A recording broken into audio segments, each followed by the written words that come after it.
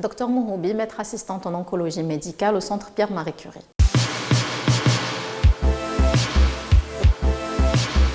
Le cancer du côlon en Algérie, c'est le premier, c'est le cancer le plus fréquent chez l'homme, avant le cancer du poumon. Et c'est le deuxième cancer chez la femme après le cancer du sein.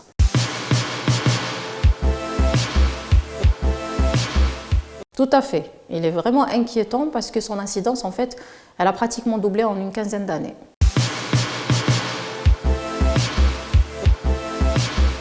Un cancer du côlon, en fait, on va commencer l'histoire dès le début. Comment commence un cancer du côlon? Ça commence par un petit polype, tout l'aile. Le petit polype, en fait, il évolue dans le temps. Il lui faut à peu près 8 ans pour qu'il se transforme en cancer. Il commence par un polype, ensuite une lésion précancéreuse et enfin un cancer.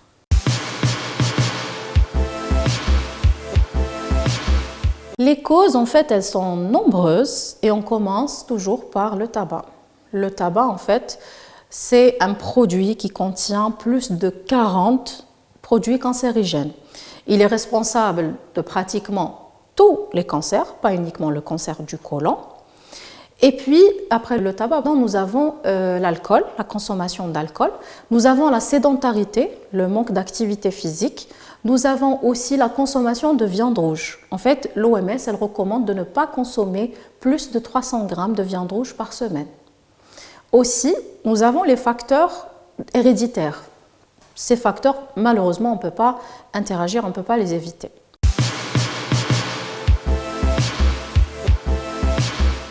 Le cancer du côlon, il commence par le polype, en fait. C'est la première étape de la formation. Donc, ce polype, il se transforme en dysplasie, c'est des lésions précancéreuses. Ensuite, avec le temps, il se transforme en cancer.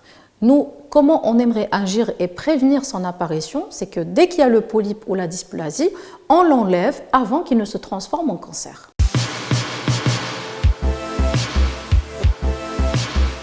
Les symptômes du cancer du côlon sont très fréquents.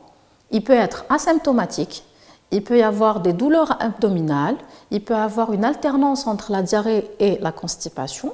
Après, tout dépend le siège de cette tumeur, parce que le côlon, en fait, il y a le côlon descendant, il y a le côlon ascendant, il y a le côlon transverse. Quand c'est le côlon droit, c'est plus des anémies.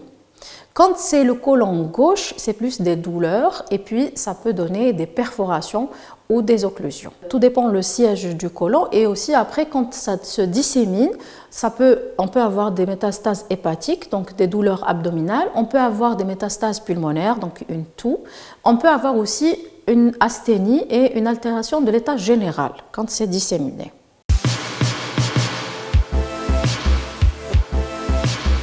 En fait, l'idéal pour nous, c'est d'enlever le polype avant même qu'il ne se transforme en cancer. Maintenant, si nous sommes devant un cancer, nous devons le stader.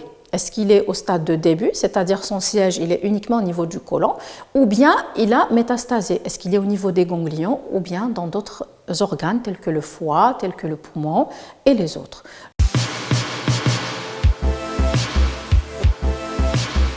Le traitement, il est différent. Quand c'est au stade de début, il est uniquement au niveau du côlon. On fait une chirurgie, soit on traite de façon endoscopique quand c'est vraiment petit, ou bien on fait une chirurgie, on enlève la partie malade. Quand par contre il s'est disséminé au niveau des autres organes, au niveau des ganglions, on peut soit commencer par la chirurgie au départ, ou soit faire une chimiothérapie. Une chimiothérapie sous forme de sérum ou bien sous forme de comprimé. Et aussi, nous avons le cancer du rectum. Quand il est bas situé, on peut utiliser la radiothérapie.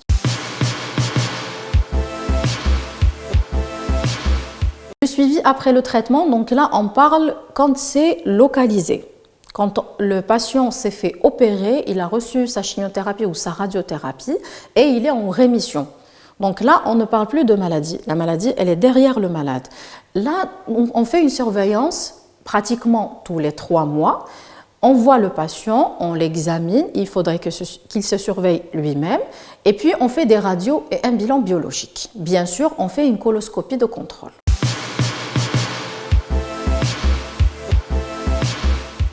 Alors, l'alimentation, moi, j'aime bien parler de l'alimentation lors de la prévention, avant même que la personne ne tombe malade.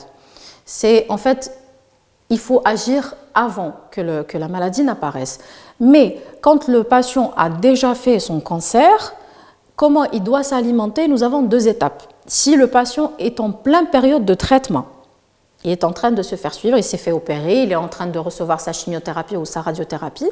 Là, notre objectif, c'est que le patient ne perde pas de poids. S'il perd du poids, il va mal tolérer son traitement. Donc, il faudrait qu'il mange toujours équilibré, mais avec plus de protéines, pour ne pas perdre sa masse musculaire. Par contre, si le patient a fini son traitement, là, on doit surveiller pour ne pas retomber dans les facteurs de risque initiaux, c'est-à-dire l'obésité. Donc, il doit manger équilibré, 5 fruits et légumes par jour, il doit prendre beaucoup d'eau et il doit faire de l'activité physique.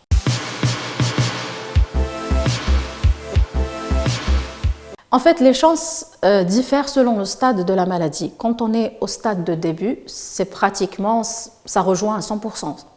Par contre, plus on avance dans la maladie et plus les chances diminuent.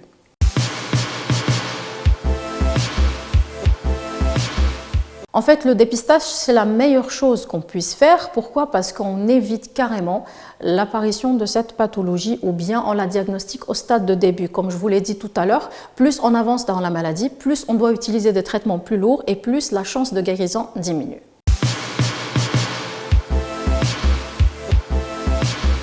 Mon appel à la population, en fait, c'est d'éviter les facteurs de risque qui vont causer que ce soit le cancer du côlon ou les autres cancers. Et mon ennemi numéro 1, en fait, c'est le tabac.